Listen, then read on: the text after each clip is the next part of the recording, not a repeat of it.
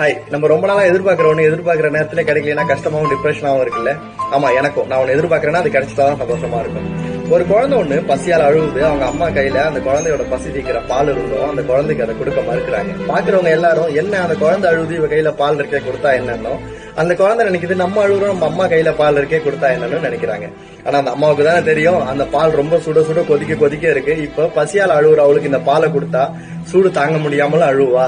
So இது ஆறட்டும், அவ பசி தீர்ற நேரமும் வரட்டும்னு காக்க வைக்கிறாங்க அந்த குழந்தையோட நல்லதுக்காக. இதே போலதான் கடவுளும் நம்ம ஒண்ணு எதிர்பார்க்கிறோம்னா உடனே கொடுக்காம நம்மள காக்க வைக்கிறதுக்கு காரணம் அது நம்மளுக்கு கிடைச்சா எப்ப நம்மளுக்கு நல்லதுன்னு சொல்லிட்டு கடவுளுக்கு தெரியுங்கிறதுனால நம்மள காக்க வைக்கிறாரு.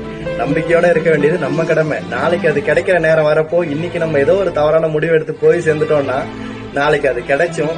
இவ்வளவு நாள் நம்ம வெயிட் பண்ணிட்டு இருந்தோம், எந்த பிரயோஜனமும் இல்ல. நம்பிக்கையா வெயிட் பண்றது தப்பும் இல்லை.